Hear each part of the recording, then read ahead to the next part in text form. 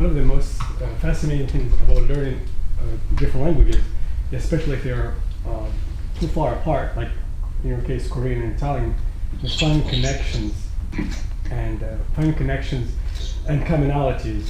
Have you ever had any aha moments while studying Italian and knowing Korean that just came up at you like, wow, this is amazing, between a Romance language and an Altaic language from Korea? Sure. Thank you. The first thing that comes to mind is actually more culturally related. I'm pretty convinced that Italians and Koreans are the same. There's, as I was studying abroad in Italy, there were just so many cultural similarities that I noticed. An emphasis on education, like scary parents that say education is the end all be all. Traditionally it's the same in Korea as well. So most of what's coming up for me is cultural, an emphasis on food, community,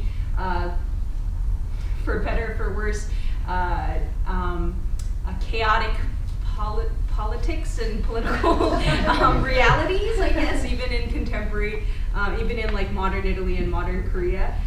There's a certain sensibility about the two cultures that where I see there's quite a strong overlap.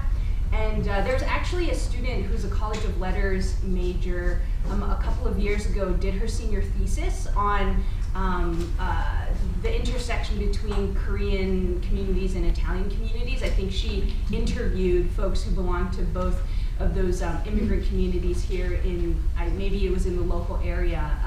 And so there's actually quite an interesting intersection there, and I don't know if it has to do with our histories and the way we've interacted with other countries around us.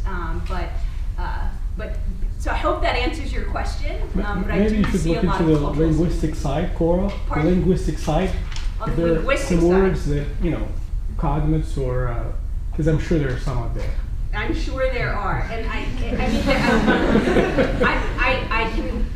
think back to when I was studying abroad in Italy, and I had just actually spent the entire year in Seoul, South Korea. I took a gap year between sophomore and junior year. I was back in the States for 2 weeks, and then went and flew to Italy for that program. So when I got to Italy, I had a lot of moments where I didn't know what language I was speaking or thinking in, even dreaming in, and so there were moments where the best way I could express myself was in a combination of English, Korean, and Italian, and it, for somebody who spoke all three of those languages, probably the way that a sentence would come out in using all three of those languages would make a lot of sense. So I don't know. I'm sorry I can't think specifically right off the top of my head where there was a linguistic similarity, but if I can think of something, I'll come find you. Thank you.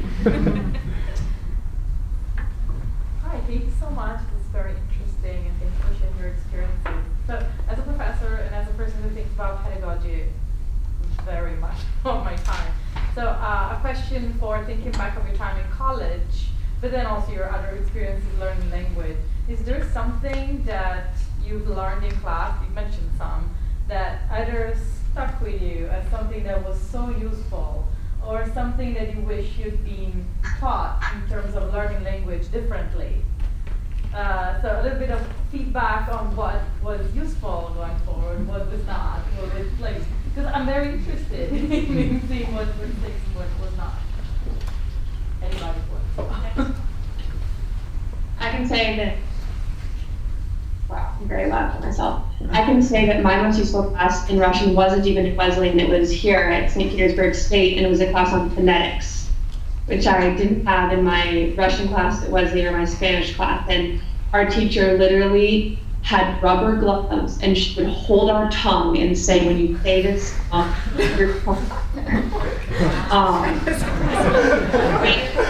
with language like Russian was really important. There are a lot of sounds that either can't say. And so I'd say that, my Russian grammar, pretty good. Reading is good, my speaking is pretty good. My phonetics are terrible because I only ever have one class and I don't have the ear, and so I wish that more language classes focused on like the full accent, you know, because now the accent always makes it sound like a tiny bit educated, or at least in Russian, everyone's always like, oh, maybe you're an Estonian that speaks terrible Russian, you know, it's like this which is I'm like very impressed, pleased when I get that, but yeah, phonetics is like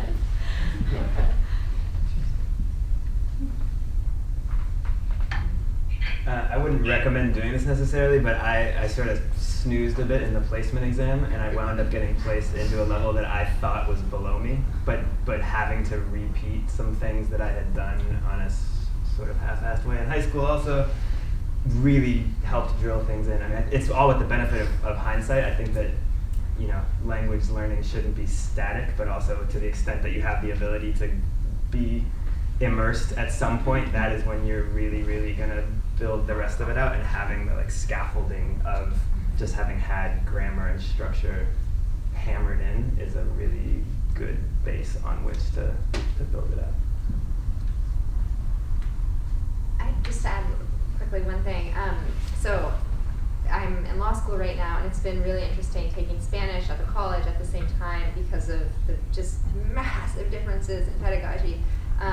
And one of the things that I've really, really appreciated about my Spanish class is that it's just the constant, or like very frequent, low stakes evaluations that sort of like force me to keep up with the work very regularly, which is just like hugely different from law school, where you have one exam at the end of the semester and that is all you have to do. So I think sort of like having that variety of like spoken and sort of like listening exercises and writing and grammar exercises so regularly I think one thing for me would be, so this is probably like more advanced, but there's so many exceptions in every language that if you just gave a test on literally every exception in a language so that it would drill into their head, that way I would never forget it. I don't know how to like navigate that, but there's so many exceptions and they're so hard to remember when you're trying to remember so many other things in a language, so I don't know how to kind of change that. I think for me what really helped with all those like particularities and exceptions is kind of connecting all the grammar and then actually learning like the history of the country or reading, because there when you're reading a lot of things there you get to read all the strange exceptions, and sometimes you read things that you didn't really know about before and you're forced to kind of like through context kind of end up understanding. And I think that's also partly because of what I'm doing now, because I wound up reading so much Italian for work, which I was not expecting necessarily, but it's something that's helped me keep up the language a lot and kind of like remember all the little things, and sometimes that will remind me of like the things I read in class when I read a specific construction or something like that. So I think that always helps reading as much as you can. Never mind on my part. It doesn't cover everything. There are definitely some exceptions all the time that I don't know how to. So, as you know, as alumni, we have a low requirement environment at Wesleyan. And so you all selected yourselves to study these languages. And I was wondering if you could reflect on that and what you might say about the place of language vis-a-vis, I don't know, being required to learn a language, or what your experiences were in on either side of those things, or what might you say about this now after the fact? Can I respond, Ellen? You may, Aaron. So I'm doing a lot of advising of undergraduates at my university, and we have a ton of requirements, and I just think they are the worst thing ever. They rob the student of all joy and motivation. So from where I'm standing right now, just thinking about this and just thinking that unfortunately, when something is required, it just changes the whole relationship between students and the subject matter. I do think Wesleyan students are probably different from Miami students in a number of ways, but I would worry about what kinds of incentives that would set up. I mean, I studied Japanese. I studied Japanese because I wanted to go abroad.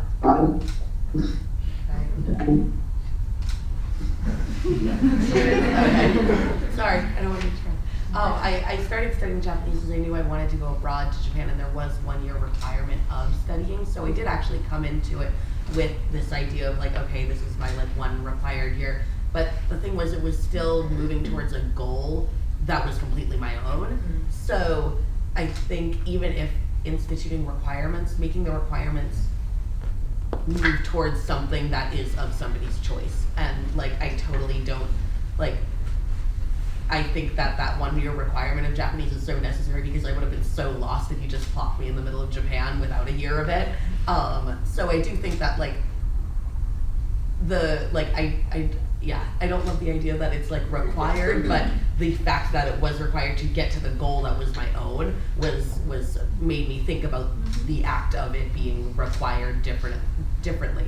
And there I stood also just continuing with it, because the whole reason that I honestly continued with Japanese was because I got a C scholarship to go to Japan over the summer, but part of that scholarship was that stipulated that I had to continue studying it when I got back. So a lot of my language study was based around things that I was required to do, but it was all because I wanted to do it. Like I went into a requirement because I wanted to fulfill it, and I guess I was, I know I was far better for it.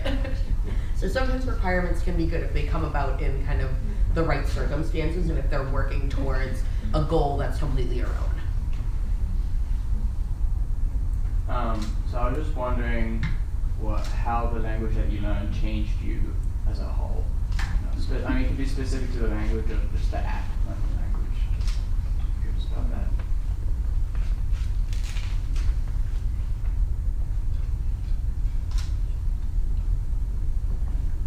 I think it's a really good question. Because I feel, I can't really explain it, but I feel different when I speak Spanish.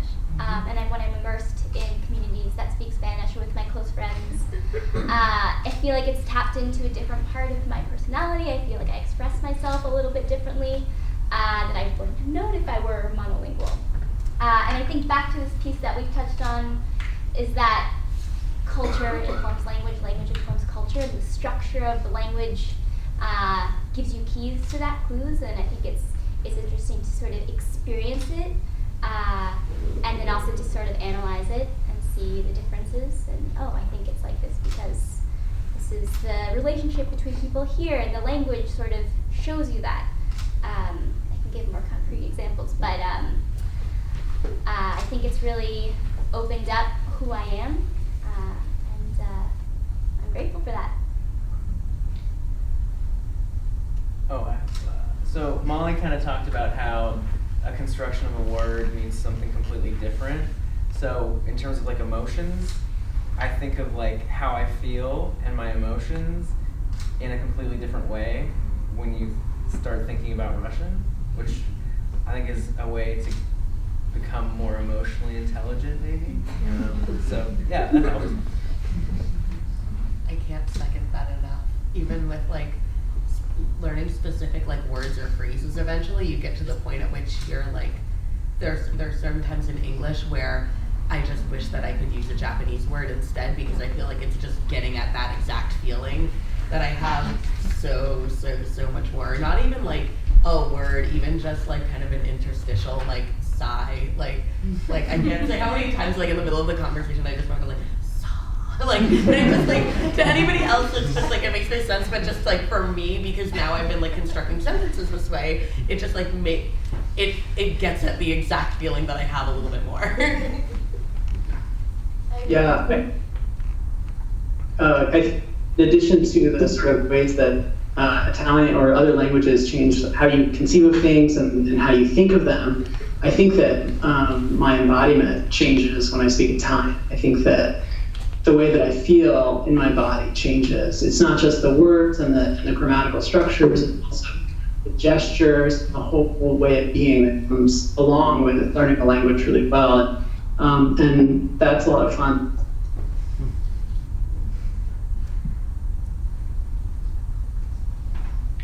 In this grand space that we're in, there used to be a language laboratory. And language laboratories, I imagine, have their own history and how they came into being. And one of the things that certainly they did was to center the study of language in a particular identifiable building on campuses. With technology, the idea of the language lab perhaps was lost its appeal because professionals thought that students were studying at home, studying better perhaps at home in their individual spaces in front of their computers. Do you see any value in something like a language lab or a place on campuses where language study is happening with students? Is there, and in the context also of promoting the study of foreign languages? Well, that's where Austin could get tested on all of his exceptions. That's true. I think the idea of having a place, whether it's an institution or, I mean, ideally it's a physical space that people identify with, whether it's a language lab or not. I mean, I remember dreading coming to the language lab, and I didn't really have any alternatives at that time because I was here 100 years ago. But yeah, I do think it's really important. I think there were other things even when the language lab was here that I feel like I didn't take full advantage of, which could be for any number of reasons, but like conversation classes and conversation. That's something that I think you can't replace that with technology, and I wish I had taken more advantage of it, and I imagine there are still lots of opportunities, or I hope there are lots of opportunities for people to meet face to face and do language exchange, and if that were happening in a place that were designated for that and people associated it with that, yeah, I think that'd be nice. I remember when I was here, tried to do the Spanish table in USAN. I don't know if it's still happening, but it was hard to recruit students. We tried to make it fun and very, very casual and formal. But going back to the requirements piece, I think it really has to come from the students and be totally intrinsically motivated. But I think the study abroad piece is definitely tantalizing, and if it's thought about in terms of that, it can really work. But if it comes organically, I think all the better.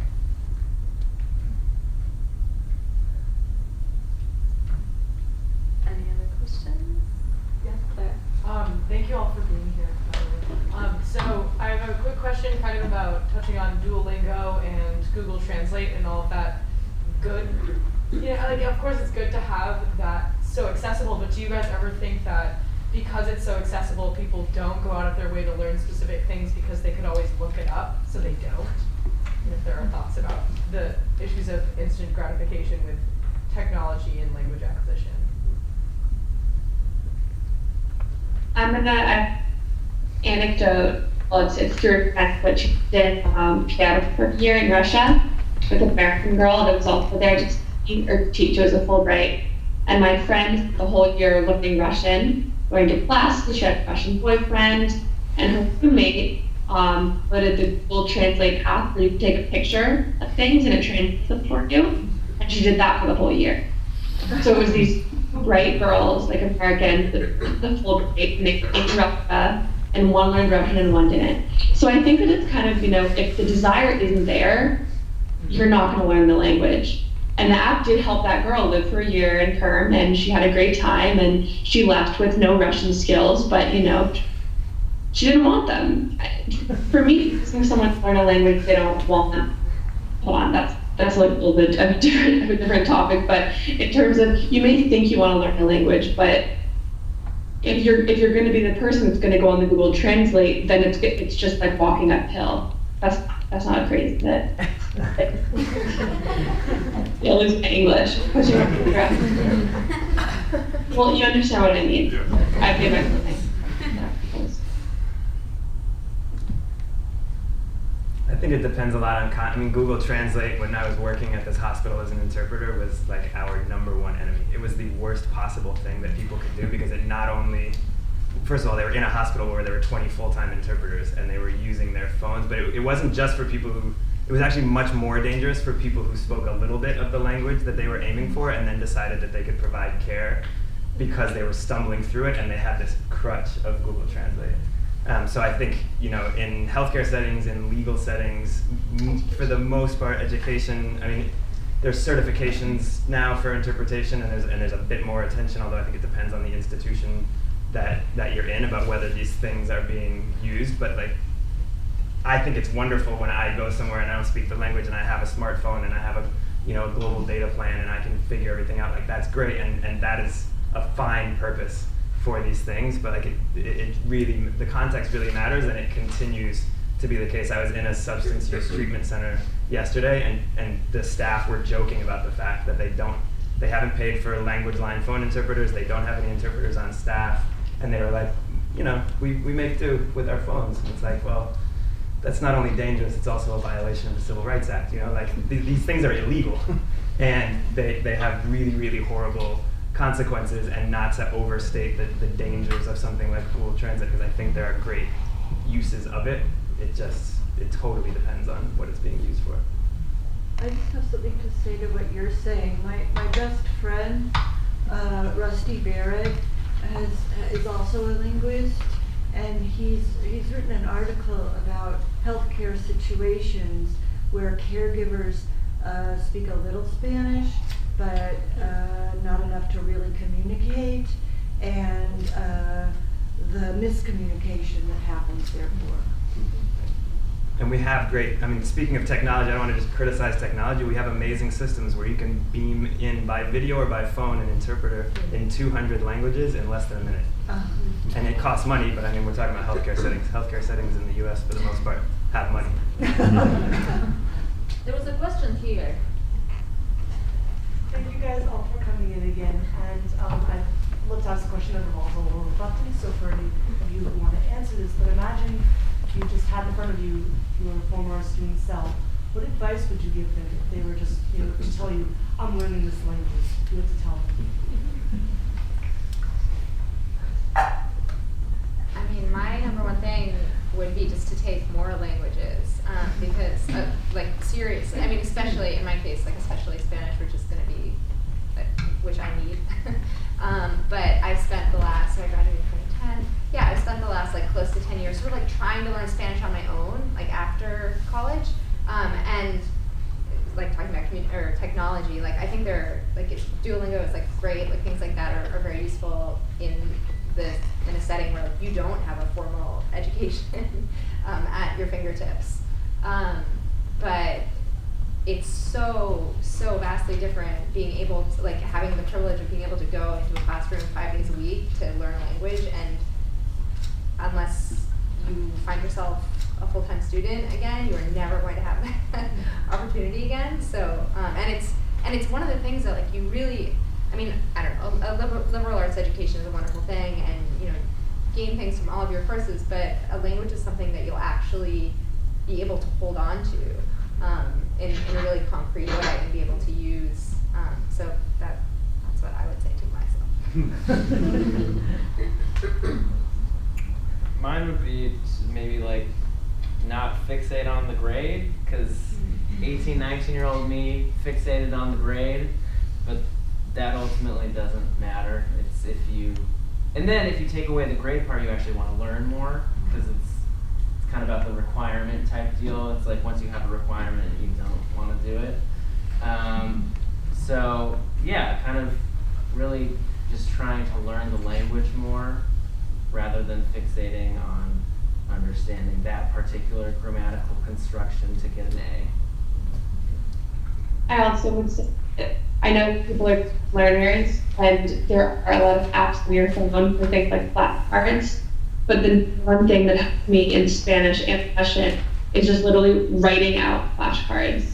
That's a requirement I would have if I was a language teacher. I would say, when you learn any vocab, you literally have to write it down and then look at it. Not flipping through your phone. That's helpful, but just the whole act of putting pen to paper, I think, is invaluable when you're learning, particularly vocabulary. But for grammar rules too, I wouldn't rule it out.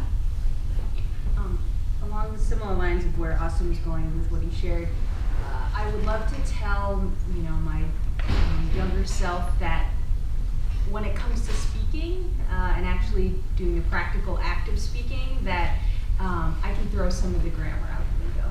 Because, and I'll say this because I think, you know, when I was studying abroad in Italy, there were some moments where I was so fixated on saying something correctly. Can't even speak English. But I wanted it to be perfect, and there would be so many moments where I couldn't actually get out what I wanted to say because I was so fixated on saying something the right way. And a couple of years ago, I went and I traveled. I took my partner to Italy, and it was the first time that I had been back to Italy since studying abroad. And I had spent the prior year trying to brush up on my Italian, which I hadn't really used much of, using Duolingo. And by that time, it was so hopeless. My Italian was probably, I was just like forget about the subjunctive. You know, I just needed to communicate, and so, but I'm convinced that I was able to communicate to some extent as equally as well. 10 years later, with all of that grammar out the door, because I was less focused on being right and just more focused on how can I actually communicate what I'm trying to say to this individual. To piggyback off of that, I would also add, like, I would probably tell myself, like, don't worry if, like, great, you're spending all this time now in college studying this language, you're gonna get good at this because you're working hard at it. Don't worry if you get worse after you graduate, because God knows that happened to me too. Like, don't worry if that happens, as long as you, like, still kind of hold it with you and, like, are still kind of doing what you can. And there's still, like, a place in your mind and heart for this language. It's never gonna, like, completely go away, and you can always come back to it. Like, I definitely, like, I had to take a good year or so off from just all studying because I had to get a job and I was working on other things, and just sometimes there just isn't the space for actual studying, and you get worse. But being okay with getting worse is also great. Like, not everything is always going to be an upward trajectory. If I could do the reverse time travel, rather than going to my 20-year-old self or something, I kind of want to take something from that time and try to bring it back here, which is that when I was abroad in 1997, we had 1 hour internet a week in the engineering faculty at the University of Bologna, and long emails to friends at home and stuff like that. And there was a sense of being away, which I don't think is really possible anymore. And it was uncomfortable and hard, and those are the things I look back on and think were the most valuable about study abroad. So to the extent possible, and I hate to sound so old, but to the extent possible, first of all, go abroad, stay abroad as long as you can, and try to be there as much as you can. I'd like to throw in one question that I don't dare to ask my students right now, but you have wisdom. So I'm questioning the whole issue of grades more and more. I've been teaching for 30 years plus, and I want to hear from you, looking back, are grades a motivator or are grades a deterrent? It's a big, be honest. So I remember my first time abroad in Japan, and I was kind of thrown off because I was doing a program from Princeton, and they, like, the grammatical structures and just like the way that they organized their first year classes was different from the way that Wesleyan did. So I went and felt like I was really behind, but just because they had studied different things out of order. So it put me in such a disadvantaged position grade-wise because I wasn't coming in at the same level as everybody else was. I kind of had a lot of catch-up that I had to do, plus being at the same level, even though I knew that everyone who I was with had that same 1 year of experience beforehand. And I still remember my first midterm, and I got a solid F. Like, it was like F with a, like, written in red with a big circle. And I sat at a bus stop and cried for an hour. And was like so sure that, like, that was gonna be the end of me and I should just, like, get on the next plane home. So grades are hard, and they can be very discouraging, but I also think that, like, in a weird way, that was also a huge kick in the pants for me. At that point, I was like, okay, no, I have to sit down and just get the work done. So I think it also, like, depends on the person, because getting that horrible F was so discouraging. But then it also was so motivating for me. But then now I'm still studying, and I still have a Japanese teacher, and she does not grade me at all, because she's like, I want you to enjoy this, and, like, you're an adult and you don't need me to grade you. You know if you did badly. Like, if you did badly, you're gonna know it. You're an adult, you have a job, like, you you don't need me to tell you that you didn't do well. I think 18 or 19 or 20-year-old me needed grades because I needed an enforcement mechanism, or else I won't hold myself accountable. So now I don't think I would need a grade, but also if I had a grade, it wouldn't matter to anything. So I don't know. I think you kind of, I don't know, because they do hinder learning a bit, but they also force you to learn, so I don't really have a good answer. Well, I can jump in and say, you know, in the Russian school system, everyone's grades are just posted publicly for everyone to see.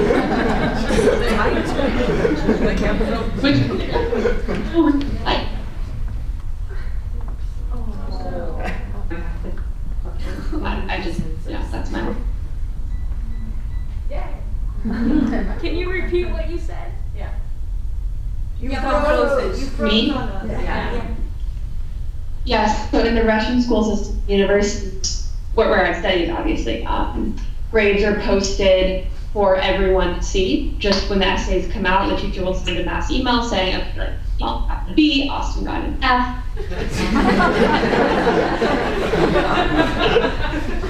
It was interesting because for my classes, I didn't introduce myself or say where I went, but I got my master's here at the European University of St. Petersburg before I got shut down by the government for being too liberal, but that's a different story.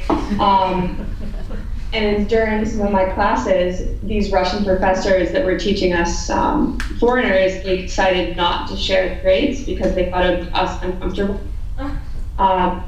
In the end, they gave us all A's, everyone, straight A's, because they were so excited we were there and they were very well.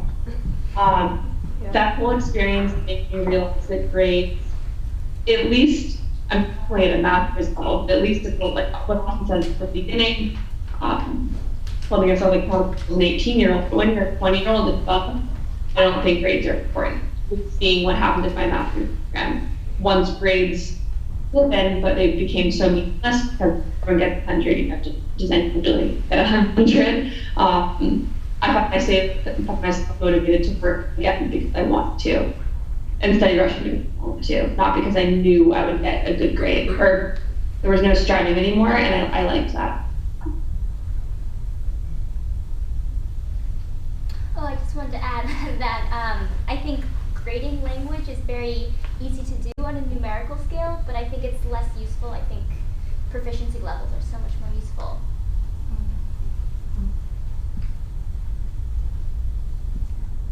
Any other questions, final questions?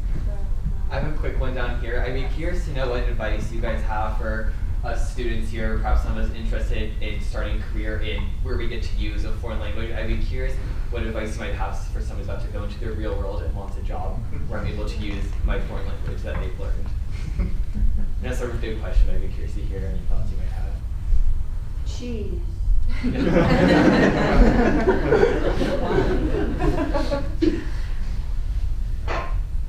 I think to an extent, I mean, I just graduated last year, so I'm still figuring things out myself, but to an extent, if you have the interest and you kind of keep that interest going, it winds up happening when you kind of like, with the kinds of people you end up meeting and end up being interested in. So I did not expect that I was going to be using so much language, especially working and publishing in the US, which is not a very international field. But because of my language skills, kind of the people that ended up being like liking me and kind of like taking me under their wing wound up being people who connected me to other international people in the industry, and through them kind of like always asking to meet more people and always asking to be introduced to someone else. I think that's been really helpful for me, and through networking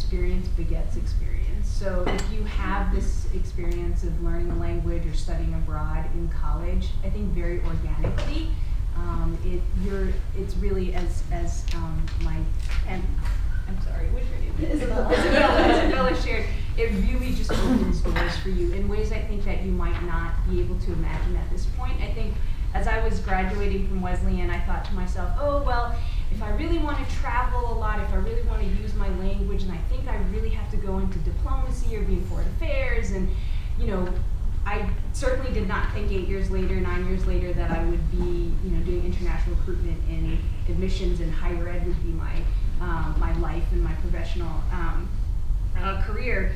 But and just from listening to other folks and my peers and seeing their professional trajectories over the course of the last decade, because we've become such a globalized world, in really any sort of industry you could possibly think of, language use, travel, that could be something that's a part of your job, regardless of whether you're in finance or the health professions, etc.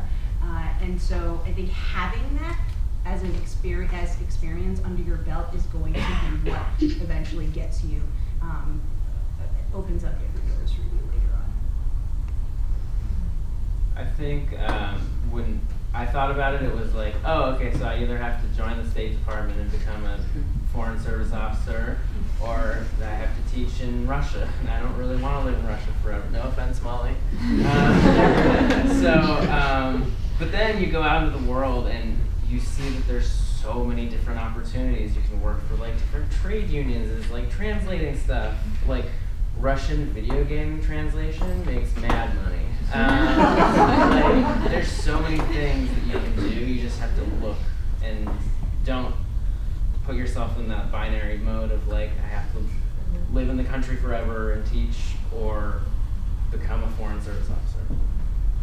I'm going to say the opposite. Just because I've one example here of someone that ironically lives in the country, but my job nothing to do with the language, which wasn't what I intended. You know, I moved here to work, and I have my degree in Russian political science, my master's, and so I wanted to work for the Russian Political History Museum, or maybe the Nabokov Museum, or the Gulag Museum, all places where I interned. And they said, we can't hire you, you're American. Once I got over that and I started working in journalism, which is where I work now, I realized that I was able to get the same fulfillment from using my language by, you know, living with someone like I do now, my partner that doesn't speak English. To me, that's enough. And then I work in journalism, I work in English, and that's fine. So, like Austin said, I don't think I can live in Russia forever, for many, many reasons, Jen. But I do think that moving somewhere, especially when you're young, like I am, I can still claim that I'm young, and doing this for a few years, again, you don't have to teach English. I've never taught English. I'm not an English teacher. It can also happen. All right, great. Thank you so much to everyone.